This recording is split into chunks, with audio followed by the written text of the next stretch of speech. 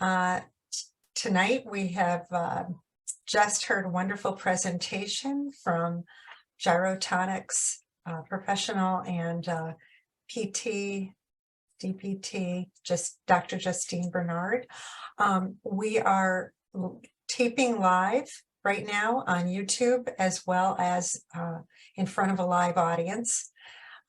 If you just tuned in or you're on YouTube, I just want to say that the way that we choose content is through likes on YouTube, and that allows us to know, if the information is being well received. If you'd like to subscribe to our channel, it's another option you have too, and we invite you to do that. So with that, I'd like to just say we just heard a presentation from Dr. Bernard. She's led the BHOF support group since 2008. She specializes in physical therapy and exercise for bone health.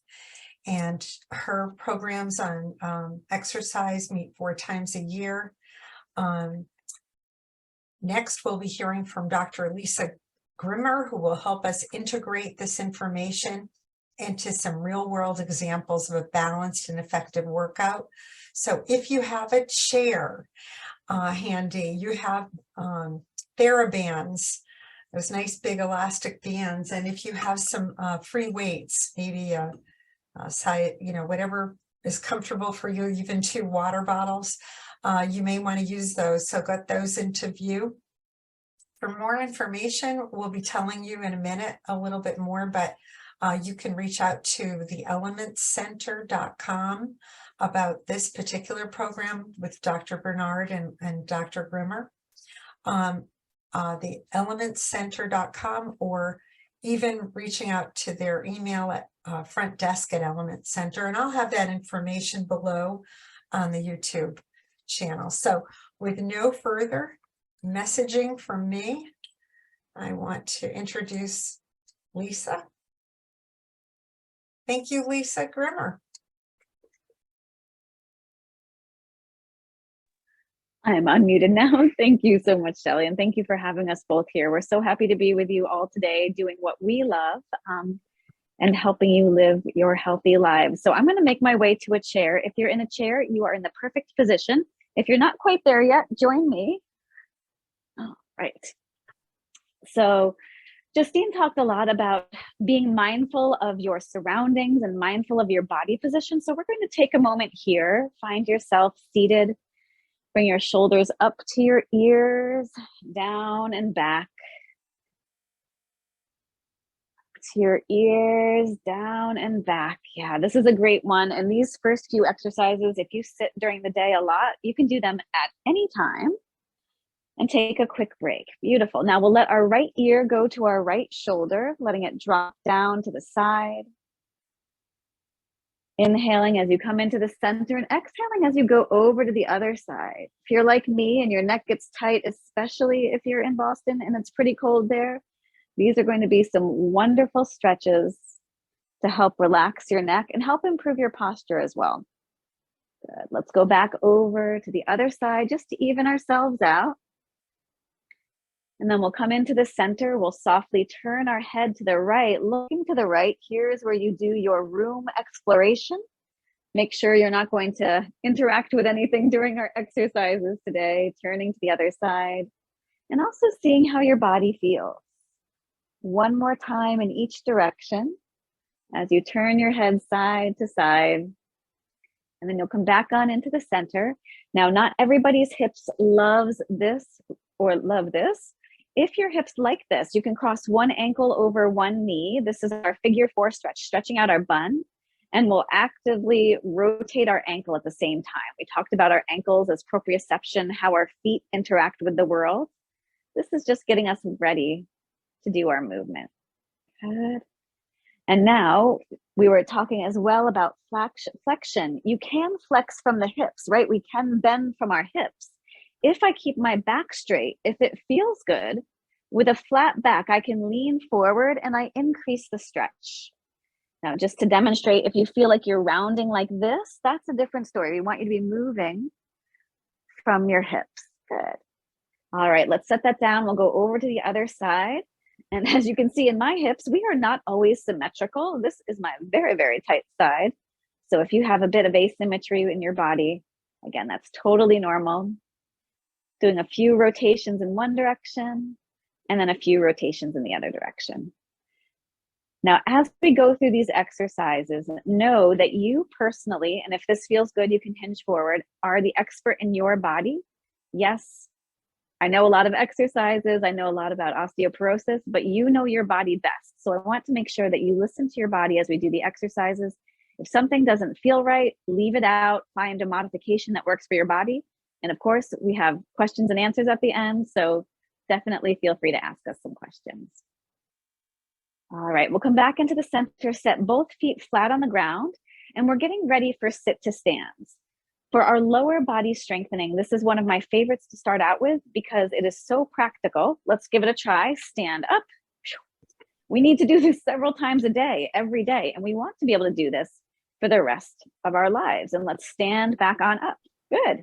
And sit back on down. Now, depending on your body, this may be enough, or you may want a little bit extra. So our options, I'm going to flip into profile here. You can barely touch the seat and then stand back on up. Or if you have one of your weights, you can always grab a weight and add that. Again, you can add that with the chair or without the chair, just into a regular squat. Yeah. And I love this because it puts a little bit of stress into our wrists as well. I like to use the goblet because my wrists are pretty flexible and I can rest the hands there. But yeah, I see some of you holding the weight like this. That's perfect too. I'm going to do one more here just as an example. Don't do this one, but see how if I go too low, my back rounds under. We know that we don't want to go that low. We want to go as low as we can stay strong and then stand back on up. Perfect. All right, set your weight down if you have it. Take a moment to shake out your wrists, shake out your ankles. And now as we go into the second round, if you loved your version and that one works best for you, please do stick with it. I'm going to offer you another option if that felt like, yeah, I've got this. That's something I do every day. We can do either a toe touch, sit to stand, a heel touch, sit to stand, or single leg sit to stand. So these are easy ways to make it harder on your body. Standing up and sitting down. Good. There's a little bit of balance component here too. Of course, I'm cheating a little. I've got the wall on my side as I look at you. Excellent. One more. Have a seat. If you're doing the single leg with me, please do switch legs. Good. We'll go to the other side just to keep ourselves even, using the version that works best for your body. Now, if you have been championing through all of these exercises on two legs, one, well done. But two, we've done a lot of reps here. We've done the equivalent of a single. So, wow, look at Justine. She's studying it out with the weight and the single leg. If you could do all of these without breaking a sweat at all, that means it's too easy for you. So you do need to take one of those options where you're carrying something heavier, or if the single leg isn't quite right, you can also do this with a TheraBand. And I'll grab that really quickly. I've got a moderate TheraBand here. You can step on both of them. Take care as you bring it up to your shoulders and secure it. And that's just another way to add resistance. And I know some of our friends who are here tonight really prefer the TheraBands because it moves well with their body. All right, I'm setting this guy aside. And I'm grabbing now I'm starting off with a fairly light band. And if you have one of these stretchy bands, go ahead and place that on. I'd love if it were a light band, and you'll see why in a second. If you have a more moderate band or a heavier band, no worries. You're going to go above your knees. TheraBands are pretty easy when it comes to the lower body. This is easier. This is medium. And down by the ankles is going to be a little bit harder. I'm going to move my chair out of the way just so I have some extra room here. And we'll start off with some side movement. We talked about all of those different connections in your thigh and your femur and the way it interacts with the body. Let's start with a big side step and then back in. Good. Side step and back in. So our bodies need to move in different directions to get that pull on the thigh bone, on that head of the femur in the socket. Now, if this is pretty softball for you, you're going to join me. We step, we lunge, and then we come back on in. Yes. Step, lunge, and come back on in. And you know that we love to continue with progression. So I'm grabbing my friendly weight. If that is still softball, you can lunge with your weight as well. Step, lunge, back in. We'll do one more here. Step, lunge, and back in. Now, of course, we need to even ourselves out. So we'll start off testing. We often have differences leg to leg, one side, and then in. Trying to keep the body even. If you notice that you're kind of like tipping to the side as you bring your leg out, that's your body compensating with the back versus using that glute. Ooh, some of you are already rocking it out with the lunges, so I shall join you. For our repetition count, we're shooting for something that you can do about 8 times, and then you're like, okay, I don't think I can do anymore. Not necessarily that you don't want to do anymore, because hey, that might happen at like rep 3, but we want you to be really, really working hard. Like you could barely do another, somewhere between 8 and 10. Good. 2. All right, let's do one more together. Then we'll come on in. You can take your band off if you have one on. Set your weight down, but keep that band nearby. I'm gonna grab this guy here and set it over. So we did 2 exercises for our lower body, and now we'll start with some upper body and spine exercises. Let's all bring our arms out into Frankenstein here. And this is the position that we'll be in when we do our wall plank. So I'm gonna do just a very quick one on the wall, just so my back's not to you, but just so you know, it works on the same principles. The higher you are, the more moderate it will be. The lower you are, the more intense it will be. Now, if you know you can do a plank on the floor, I invite you to join me now. I'm going to start off in my kneeling plank, and then we'll work from there. So we take our Frankenstein arms, and I use that to indicate like at that 90-degree angle, they're not out here, they're not up here, and they're not down here. Caveat being, if you don't have awesome wrist mobility, you can walk your hands a little further forward or pump it up a little bit by doubling up your yoga mat. So we start here in our plank. I have a straight line from my head to my knees. And then if this is feeling good, if you're on the wall, maybe next round you join us on your knees. If this is feeling good down on the knees and you want to experiment with the full plank, you'll lift your hips up. Good. You're feeling the connection in your abdominals and feeling the connection in your shoulders. Let's softly set our knees down. We'll do one more plank here. Now, if you have that friendly light band, I invite you to put that loop right around your wrists. And you'll get just a little push out here and just a little sinking down. And we're going to take that back into our plank. So here, you will find your version of plank. And as you have that band around your wrists, feel how your shoulder girdle is connecting more. So now we're starting to use those upper back muscles, the shoulder muscles. Yes, excellent. And then slowly set it down. All right, set your band off to the side. Take a second, let's be friendly to our wrists because we don't always get a lot of work in our wrists. You'll interlace your fingers and then softly shake your wrists from side to side. You can do a little hand movement here. Good. All right.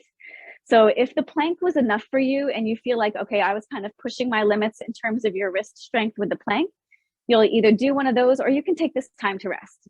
If you're ready to move on with me, we are going into some push-ups. So we start with a slight victory V and then we slide our hands down. If you're on the wall, I actually love doing push-ups on the wall because I feel like I can really focus on the parts of my body. Or you can take the shape down to the floor into a kneeling position. Again, that straight line from your head to your knees, inhaling as you lower down, exhaling as you push up. Yes, and whereas the plank, our hands were stacked right under our shoulders, here you can go a little wider. And the reason why I start in that victory V is because our elbows go a little wider. Yeah, not up to that 90-degree angle. I frequently see people doing push-ups like this, and that's just a recipe to hurt your neck. So you keep that. Even if you do that slightly smaller range, yeah, good. Your eyes are looking slightly ahead of your mat. And of course, you can do those on your knees or your toes. Beautiful. Okay, let's take a moment. And again, we'll roll out our wrists. If you're on the floor with me, I invite you to stand on up. If you're standing up or sitting in a chair, you're already perfect. We are finding our friendly TheraBand again. And this time we're going to hold on to the outsides of the band. We'll find a pull and then a release. Yeah. And play with your band. I have this really nice low-key band here, so I can pull it a fairly substantial amount. Now this is our step one. If you're ready to move on, we do a pull, we do an elbows back toward our ribs, we do a release, and then a reach. Well, 1 pull, 2 pull, shoulders away from the ears, 3 release, and then 4 forward. So I know I'm giving you tons of variations, but of course we can always pull, bring it back, keep the pull as we're reaching forward. This is our last one with our band. And now I'm going to set my band down and grab the towel. And if you have a towel, I invite you to give it a try because it seems like it's going to be super easy with this towel. But I assure you, sometimes I think it's almost harder than the band. Excuse me. Same exercise. You pull it apart, bring your hands in, and then reach it forward. Yeah, and you're aiming for about chest height or a little bit lower. So you want to be able to see over your band or see over your towel. Yeah, and then reach it forward. Pull, in, forward, and release. Okay, let's set our towel down by our side. And we'll all face toward each other back into our Frankenstein arms. And we'll do a shoulder tap and a shoulder tap. Remember this move, it's going to come back for us in a second. But first, we'll take care of our last round of push-ups. Now, at the beginning, I said, listen to your body and do what works best for you. You can release your arms on down and know that sometimes you have to push the envelope just a little bit, like we said, putting that extra stress on your bones to get more work than you're used to. So maybe if you're on the wall, sneak down 1 millimeter, come down here with me. Our hands are slightly wider than our shoulders. Maybe you're sticking in the kneeling. And let's go for our push-ups. I want to try for, what do you think? Can we do the 8? Let's give it a try. Inhale as we lower, exhale as you push up. Now, if you love the kneeling, but you're ready for a little bit more challenge, you can always lower on your knees and then push up on your toes, lower on your knees, push up on your toes, or vice versa. Lower on your toes, push up on your knees. So that's another good way to add a bridge. All right, friends, I admit I was talking a little bit. I think we have 2 more. So let's go for 2 more. I hope we have 2 more. Otherwise, you are no longer my friends. And let's slowly come up. All right, so a move that we frequently do is child's pose. And as you know, friends with osteoporosis, you're my friends again, we're going into a nice wide knee and we need to keep our backs flat as we reach forward. Now, I'm pretty short, so for me to keep my back flat, I usually have to fold my arms under or put a pillow under my head. So just know that there are so many different modifications. If your knees feel like they're too compressed, you can put a pillow between your heels and your seat. So many different ways to make this work for you. And one of my favorite ways is like on the kitchen table with your hands on the table. I'm going to pull my chair over to kind of give you a version where you just very softly lean. And again, my back is staying flat, not rounded, but we get a beautiful stretch underneath our arms and in our low back. All right, so I did promise some shoulder taps, and we'll practice that now in our quadruped position. Again, you can do all of this on the wall. If you need a break, just go ahead and take a break and bookmark this one for later. If you're ready to go with me, we start in our quadruped. And this would be, again, our spinal stabilization. We pick up one hand, I'll look at you here, and we tap the opposite shoulder, just like we practiced in standing. Good. Now the sneaky part is, can we do that keeping our bodies still? Maybe not so bad when we have both legs down. What happens if we slide one leg back? One side might be easy, one side might not be easy. Yeah. Trying to keep that body still. Oh, check it out. Nice. Good. All right, set that foot down. We'll go over to the other side. Slide that leg back. Imagine reaching it far behind you versus lifting it up to the ceiling. And then test it out. Woo. This is my bad side, as you can see in that speed. Again, that differences side to side due to habit, due to injury, are just fun things that you can work on as you go through your program. All right, set your hand down, set your leg down, do a little shake of your tail, a little shake of your shoulders, and then we'll come back all the way to standing. Take your time. I'm going to use my friendly chair here just to give you an option. You can either have a hand on the chair and a hand on your leg. Again, ways to work on your strengthening even in your day-to-day life. We're going back to our pulling. So again, if you loved this pull, you're going to stick with that pull. I want to give you another option and introduce or reacquaint you with the lawnmower row. So if you have your chair nearby, that can be a good way to balance or have extra support. You can take your friendly band and step on the band. And we think of it called the lawnmower row because you're kind of pulling back and then reaching forward, just like you'd start one of those string-powered lawnmowers. Back and forward. Now with the row, the same rules apply, right? We practice not bringing our elbow too far back in the other row. Same thing here. You're pulling back, but not going so far that your shoulder is shrugging up or you're losing that form. Nice. 2, keeping that nice flat back. You can see I've got a line from my head to my toe. And if you're not sure if you can keep your balance, that's where that chair comes in as well. All right, release the band. I'm going to switch to the weight just so you get a variety of what this can look like. And actually, if you ever have access to a kettlebell or like a gallon of milk, that is my favorite way to do the exercise because I think it's really easy to hold. And the gallon of milk is really cool because you can kind of chart your progress, right? By starting with partially full and working your way up to completely full.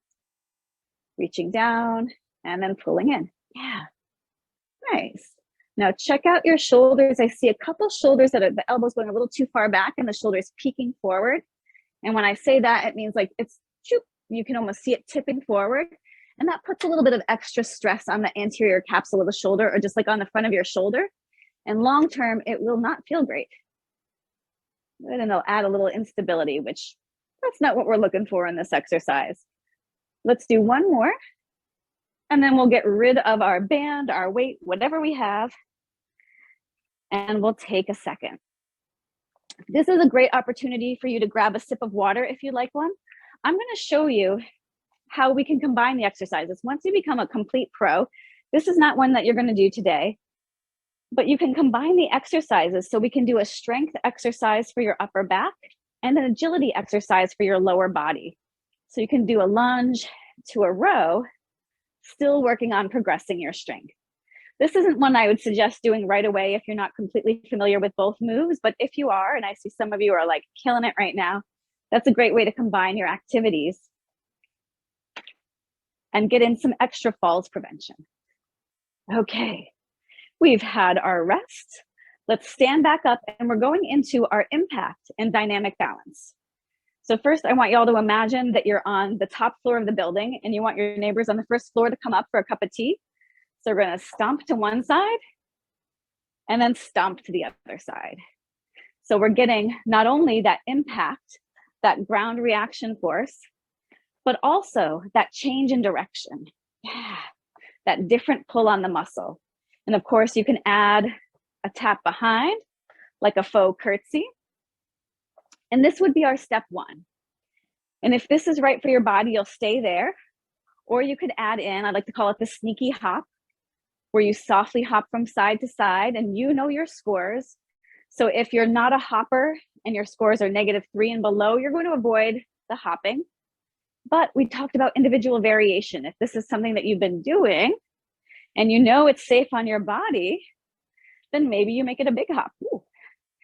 And you get your impact and you get your dynamic balance at the same time. So we can go faster, we can go stompier, and hopefully get toward that goal of exercise being fun.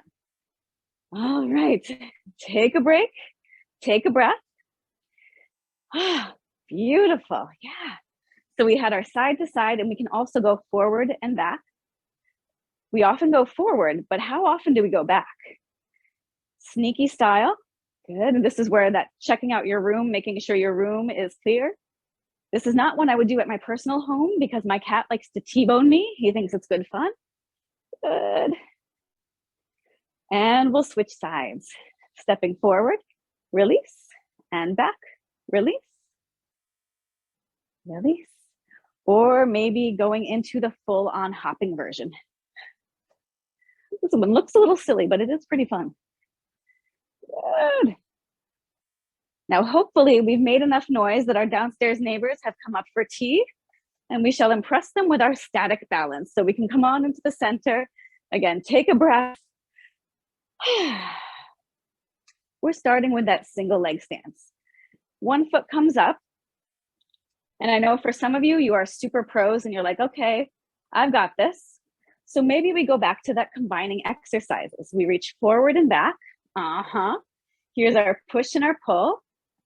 If your shoulders can do an overhead push and pull, this is another really fun version of it.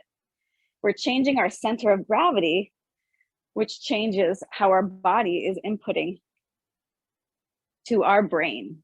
All right, last one. Our hands will float down if they're up. Let's switch to the other side. We don't want to leave that other foot out. Maybe you're staying in the single leg balance. Maybe you're doing your push-pull. You can get a little soft rotator cuff going into cactus and back on down. And again, if this does not feel right, leave these guys out. All right, so now we'll try closing our eyes. Hands float to the ground. Good. Taking away that visual input, practicing for the middle of the night when we wake up and we're like, uh-oh, the lights aren't on, but I need to get somewhere. All right, set that foot down. Let's go over to the other side. Good, again, keeping your eyes closed. Maybe by now, or maybe you already know which one is your pro leg. Good. Now open your eyes and we'll get to the one that always gets me, the head turns. We warmed up with some seated head turns. Now we're checking out the room. Good, going side to side. Let's do one more in each direction. And then we'll change feet. So I did this the sneaky way. I did 2 exercises in a row on the same foot and then switched. So just know in your program, if you need a little bit more rest, you can do eyes closed, eyes open. Or if a version is too easy for you, we've given you the tools to progress it. This is the last one here. We'll rest our feet down. The one thing we didn't do for sheer practicality's sake is mess with our surface. So again, you can fold up a yoga mat. You can use a reliable pillow, or if you have something that's meant to be unstable, that works as well. All right, so let's take a deep breath in, deep breath out. Let's roll the shoulders up toward our ears, down and back. Good. We'll do that 2 more times. And if it feels good, maybe we'll roll those elbows back, get a little bit more stretch, a little bit more movement. Good. And if that feels good, maybe we bring those arms back, getting a big stretch. We definitely work the chest, we work the back. So those muscles will be appreciating this little bit of stretch.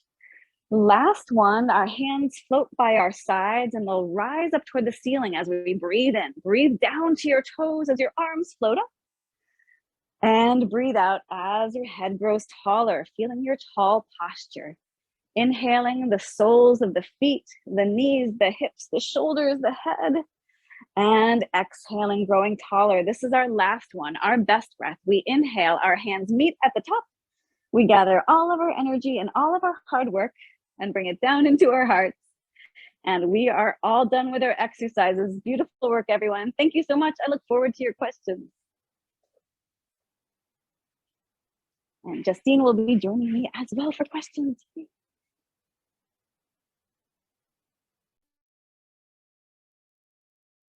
See, that was wonderful. And let me bring up Justine and you. I couldn't believe how difficult.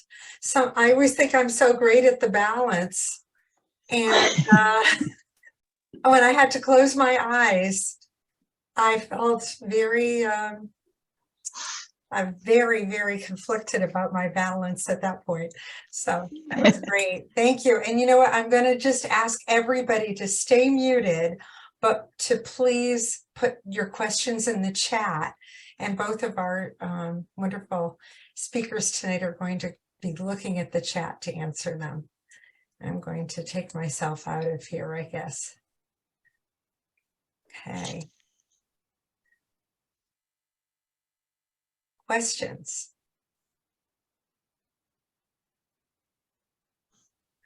May I start with a question? Here I am. I'm just wondering, I noticed that when you did the push-ups, they weren't the traditional push-up. They were coming from the keeping the you know, your lower abdomen down the entire time. And I'm wondering, I've been doing push-ups for years now, and I always lift my entire body. Is that wrong for osteoporosis? Oh gosh, no, not at all. Part of the reason why I did them on my knees is because I keep turning to look at you guys and making sure that you're all lined up well. But if it is in your body, and I think Justine was doing this version, you are absolutely welcome to do the full push-up here, where you lower down and push up. I do ask that if you find that you're doing push-ups like this, maybe this one would be a better version for you. And I'm going to turn toward the camera really quickly here and just show, I did see a couple people when they were doing their push-ups, they were lowering like this and down. So I'll come to the front here. If you feel like when you're doing your push-ups, you're doing this, then I would invite you to try a different version, because again, this is going to be a little bit more in your neck and not quite in the muscles that we're looking for. So you do want the shoulders to be down and away from your ears. So does that answer your question? All right. Does that answer your question, Shelley? Oh, yes. Thank you so much. Thank you. I just wanted to make sure that, you know, I usually keep my back flat the entire time. Is that correct then? Totally. Okay. That's perfect. All right. Yep. And then I'm noticing someone asked, how frequently should we be doing the jumping exercises? Yes. So you want to get ideally 20 to 30 minutes of impact, a minimum of 3 times a week. So impact is tricky. You don't want to get shin splints or bursitis or some of these injuries. But in the research, in order to make walking effective as for bone building, you have to walk at 85% heart rate max. Now that is quite challenging. So if you actually try to get your heart rate that high, it is pretty difficult. So all that is to say is that you don't want to kind of just stroll with a friend, right? So yes, make it fun, go out with a friend, but you want to be able, so rate of perceived exertion, basically the talk test, you want to be a little bit challenging when you're talking, a little bit out of breath, right? So you want to be able to talk, but not too easily. So that's a challenge. Now, with this hopping and jumping we're doing, that's a way, you're not necessarily going to do that for 20 and 30 minutes, but it's a way to increase your speed when you are out walking. So for example, if you're walking 30 minutes and it takes you 1.5 miles to do 30 minutes. Maybe you do some of this hopping at home for about 5 minutes. And that way, after a couple of weeks, you might be able to do that same 1.5 miles in 25 minutes, or maybe you get up to 2 miles in 30 minutes as opposed to 1.5 miles, right? So you can increase your walking speed. And if you increase your walking speed, it's called ground reaction force, but you're getting more force into your bones. So that's a couple ideas, just how to challenge your impact. Excellent. Excellent. Thank you. Thank you. Thank you. I also got a question here. It was mentioned early on that we need to learn how to fall. I think you brought that up. And how do we go about that? How do we learn how to fall? That's a great question. So I'm going to, okay, that's fine. I was just gonna see so you can see me here. So there's a few ways to do this. So one way to practice falling is on a wall. Okay, so Lisa mentioned the wall push-ups, right? And on Thursday, we did some plyometric wall push-ups. So if you're falling on an outstretched hand, which usually happens if you're walking quickly and fall, so you can just practice catching yourself, right? So you're falling not all the way from here to down there yet, but perhaps you're just falling and catching yourself that way. Now, if your wrists can tolerate that and you don't have any issues with that, you can practice falling against gravity. So maybe you're here in quadruped and you're catching yourself from a fall that way. Another thing I like to do is gently, if your knees and hips can tolerate it, is do a little bit of a fall onto your hip. Again, if you have bursitis, you don't want to do this, but just gradually building a little impact right into where we tend to fracture, which is the hip. So those are kind of some examples. And getting what Lisa tricked us into, which is actually what we do a lot. I'm giving you our secrets, but we made you get on and off the floor at least 3 times in that short 20-minute period, right? So that's a way also to get over the fear of falling is to repetitively get on and off the floor. I loved that. I noticed that. Yeah. A little trick we throw in there. Yeah, that was a good trick. I liked that. So another question you received was, do you recommend plank on the elbow also? And is there a preference? So Lisa, interrupt me anytime, but I'll just keep going if you want. We mentioned the locations of fractures, right? So the 3 main locations are wrists, spine, and hip. So the forearm is a nice place to balance, but if you want to start getting some weight bearing into the wrist, then the hands are a nice option to get some weight bearing into the wrist and strengthen the bones of the wrist in case you do fall on an outstretched hand. And what about someone with carpal tunnel and those issues? Is that something they need to avoid, or if the carpal tunnel isn't too bad? Do you know anything about that? Yeah, so that kind of depends, like if you've had surgery, if you've not had surgery, and also if the median nerve, so in carpal tunnel syndrome, the median nerve is compressed by this, it's called the carpal, there's a tunnel where the median nerve goes through. So you can absolutely do it on the forearm, or what Lisa had with the little step off of the folded yoga mat. Lisa, you want to show some options? Here, my wrist is pretty well elevated off the floor, and the higher it is, the more open, the less the wrist will be.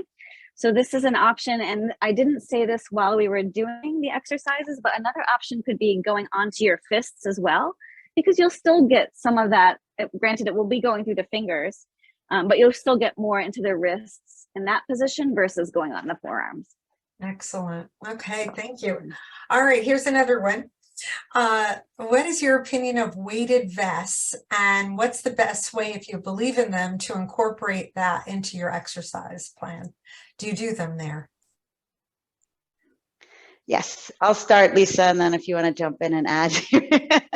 So weighted vests are interesting. So the thing is that we talked about kind of strength versus endurance. right? So if you're straight, if you have decreased bone density in your spine, you want to do resisted extension exercises for your spine. When you add a weighted vest, you tend to do that for an extended period of time. So it is loading the spine over a period of time, which can be helpful. One of the biggest research studies on weighted vests was done actually, so when people have rapid weight loss, it affects their bones tremendously. And so they put people who are in a rapid weight loss program in weighted vests, and it helped them maintain their bone during the rapid weight loss.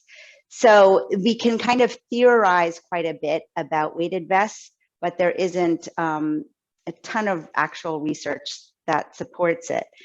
That being said, again, we want to challenge the bone more than it's used to within our structural limitations, right? So I have people with knee arthritis, and every time we try to add a little jumping or we try to get the running back, their arthritis just flares up. So we are limited in the amount of impact we can do due to that, the arthritic knees. So we add a weighted vest.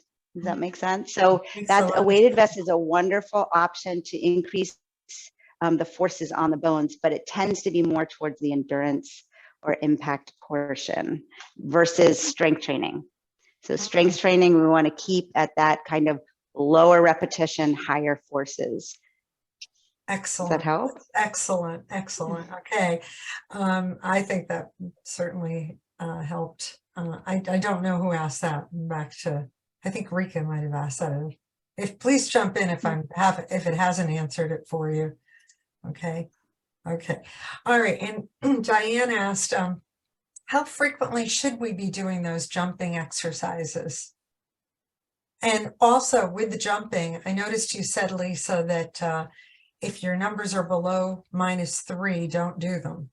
Is that set in stone, and is that everywhere in the body, or? Yeah, so that's a great question. It's definitely not set in stone. And I tried to sneak this in, you know, the individual variation. It's hard to do it while I'm slightly out of breath with you guys as well. But yeah, individual variation. So if you've been doing it and your body is accustomed to it, typically it's not, you know, typically it's okay, right? And you can do small amounts.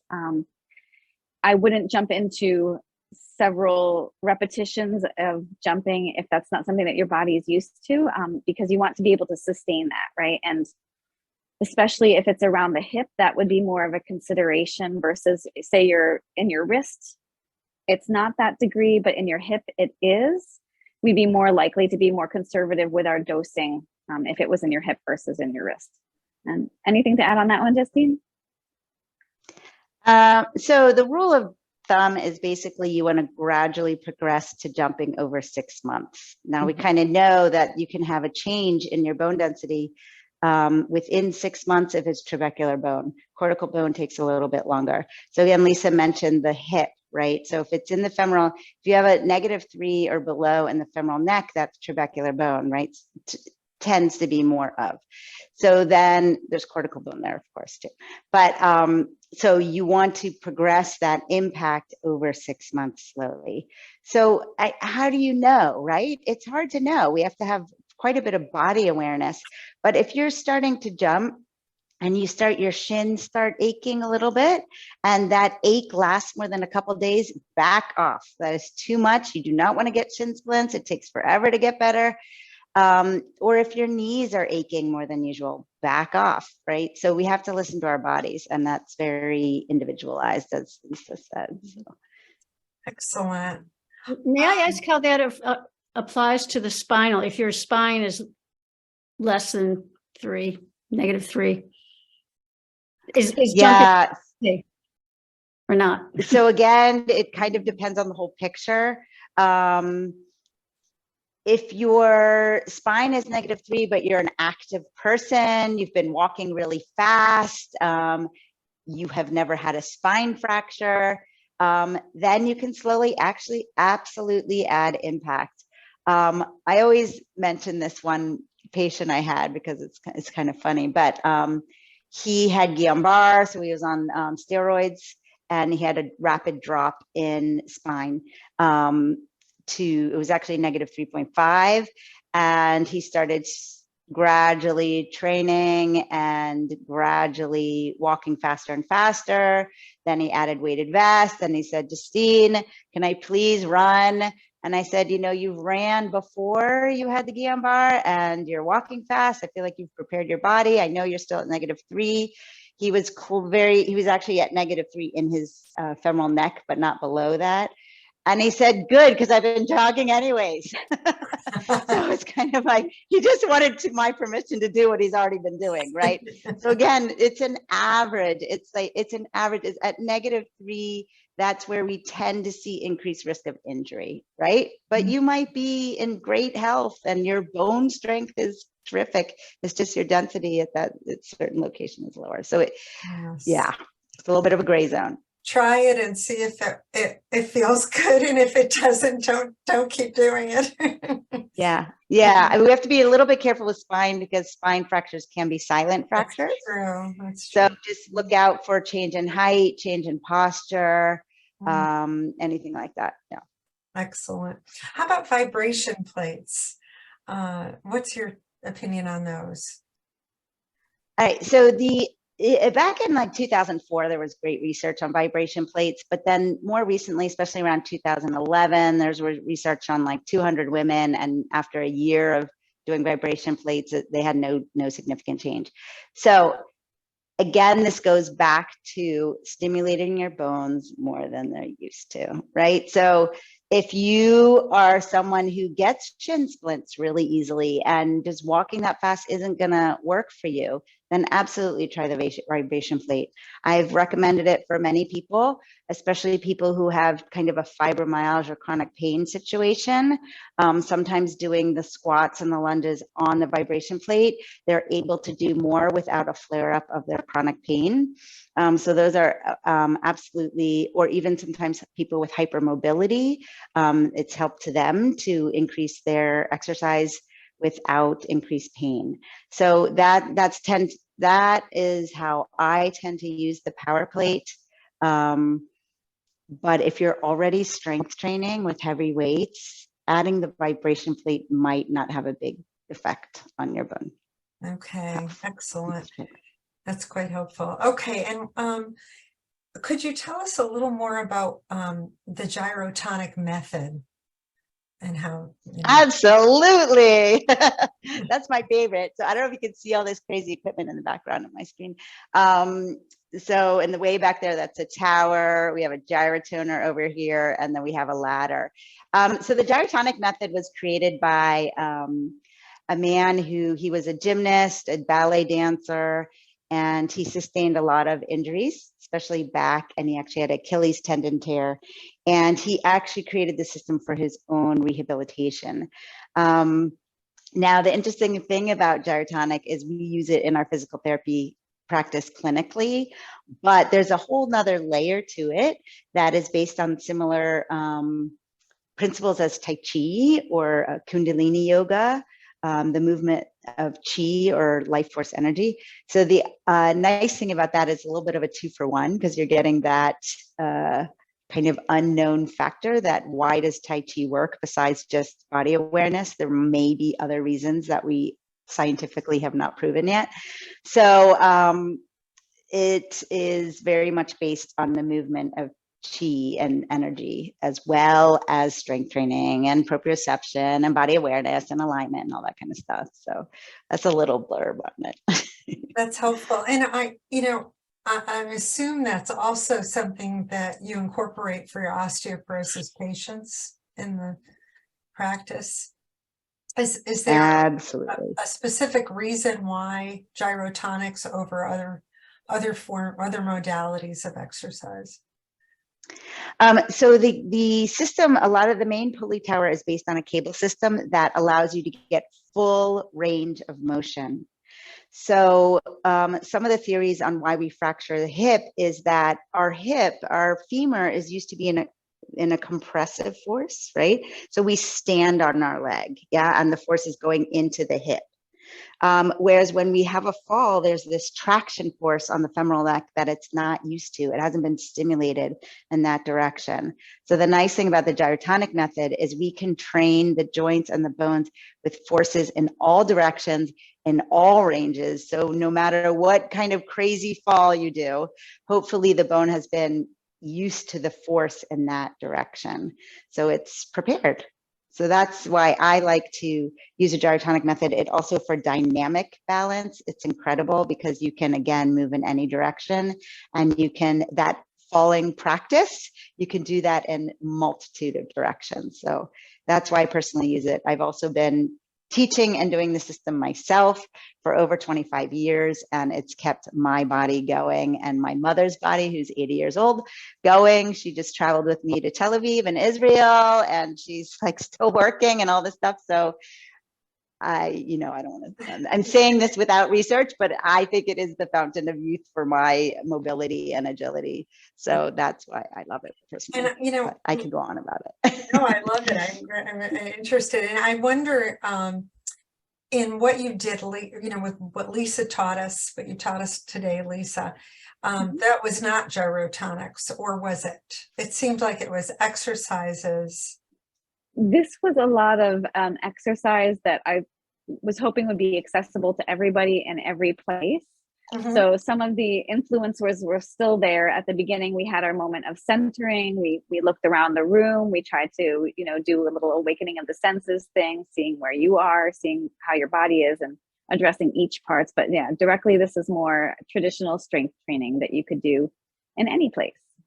Okay. And so am I to understand that you need the specific equipment and to go to a gyrotonic studio in order to experience that? Well, there's actually, there's gyrotonic and gyrokinesis. So that would be like the Pilates reformer and the Pilates mat. So the gyrokinesis does not use equipment. And I actually do a gyrokinesis for osteoporosis workshop every now and then. But you definitely want to go to a gyrotonic, or if you have osteoporosis, you want to go to a gyrotonic or gyrokinesis trainer that is trained in osteoporosis, because there is quite a bit of spinal flexion in gyrotonic that we absolutely use on many patient populations. But you just want to know the modifications if you do have osteoporosis in your spine. Excellent. Thank you. Quite helpful. But you do not need equipment, so give it a try. Okay. All right. That's good to hear. Okay. We have a runner among us. How is running as an exercise for osteo? Is there a specific heel to toe placement or toe to heel? Could you tell us a little bit about your feelings on that? So that's I'll let Lisa a really take this great one. question. So there's so much theory running around and running. That was totally an unintended pun. In terms of gait and foot placement, if you do heel strike, yes, you get a ton of ground reaction force, and that may lead you to have a little bit more of a hip injury. So for a while, they had people going, 4 foot, 4 foot, 4 foot, or midfoot. A lot of the new research is saying run in a way that's comfortable for you, because for many athletes, they've changed the way that they were running, and then they started to get injuries because they weren't running the way that their body was accommodating. So much like we were talking about introducing the plyometrics, like if you're running and it's working for you, you're good, right? If your bone density supports it, if your body supports it, you're running injury-free, then keep going. When running becomes a problem is when something starts to break down. And we usually see that when people do too much too soon, or too much and too quickly, or some sort of variation of that. So working your body in, much like any of the plyometric or impact exercises, would be more advised. Excellent. And is that lend itself to the type of shoe that you wear? For example, this person that spoke says that we should not be wearing shoes. There's some controversy about if you want to build bone strength, you should have less cushioning. I've read that too. Is that true, or should we be not worrying about that so much? So there's a lot of complex factors that play in. If you have feet that need extra support and you have a more supportive shoe and that gets you running, that's your answer. If your feet could sustain less support, then yes, for sure, you will be getting more ground reaction force. If you're the person who needs the extra support, maybe you have a less supportive shoe when you're doing your walking or when you're casual activities. But keeping your body healthy, and I recommend for my folks to go to a reliable running store where they can get you on the treadmill, and make sure you go to like somebody that you know is experienced versus the one person who's picking up a shift when they watch your gait, but they can watch how you move and recommend, because each shoe is so different. They can recommend the one that would be best for your type of strike. And I know for me personally, like when I'm walking, my arches collapse, but when I'm running, I don't. So I have different walking shoes versus running shoes. And that's just Excellent. Someone had a cancer question. Let me see. Connection between osteoporosis and chemotherapy and CAT scans. Is there a direct connection? Do you know about anything like that? Well, many of the treatments for cancer do affect your bone density. So aromatase inhibitors, anything that's going to decrease estrogen levels is going to affect your bone density. So absolutely, you would want to work with your doctor to see if it is important that you go on a bone building, or whether you go on an anti-reabsorptive or a anabolic. But that would be, again, that's outside our scope. We don't do medication. Yeah. But you do want to keep exercising throughout your when you're cleared to exercise. Absolutely keep up with your exercise.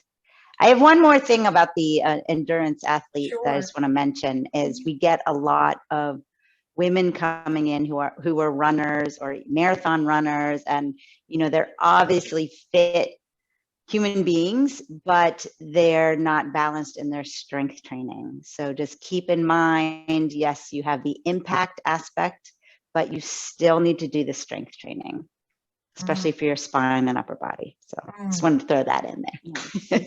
Okay, that's a helpful thing. Also, is it okay to use a weighted vest if you have a back fracture?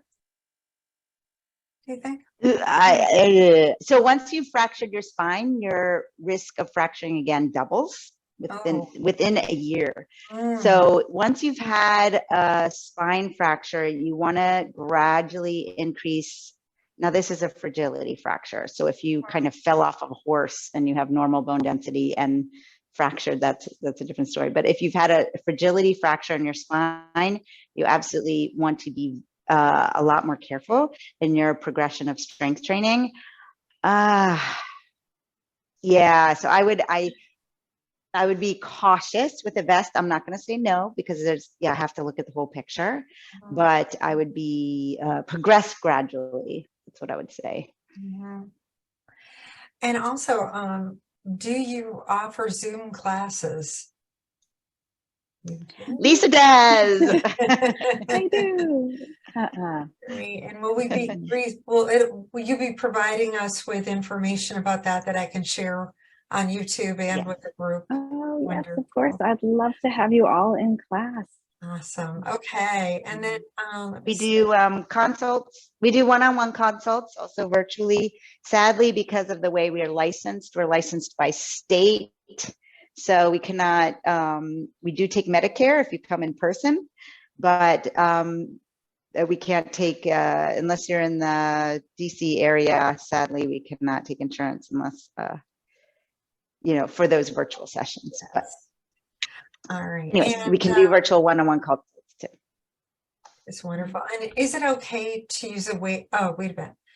Is there a type of weighted vest you would recommend? We always get this question, don't we, Lisa? Not necessarily. So read the reviews. If you can go to a store and try them on, I highly recommend that. I mentioned in this my last group, but for me, like I can't wear racer bras or anything that crosses the back. It's just super uncomfortable for me. So for me, I need to have the weight spread over my shoulder. So I would, if you can try them on, that would be ideal.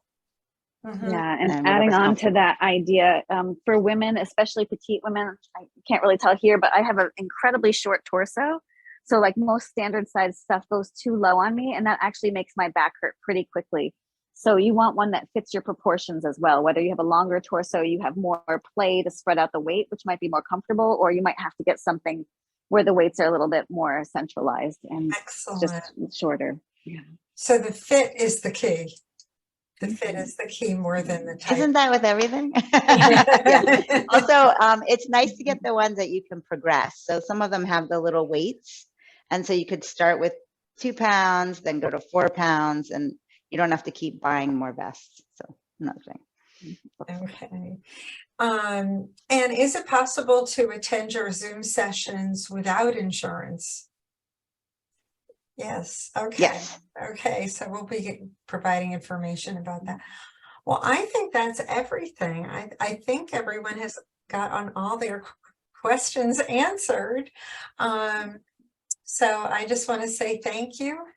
And this was fabulous. And I really enjoyed this so much. And I've learned an awful lot today just from watching you, Lisa, and the slides were amazing, Justine.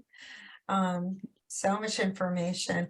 So if you are listening and you're on YouTube or you're live, for more information about these practitioners, please go on to their website, which is elementscenter.com, www.elementscenter.com, or call 202-333-5252, or you can email them at frontdesk@elementscenter.com, elements with an S, center.com.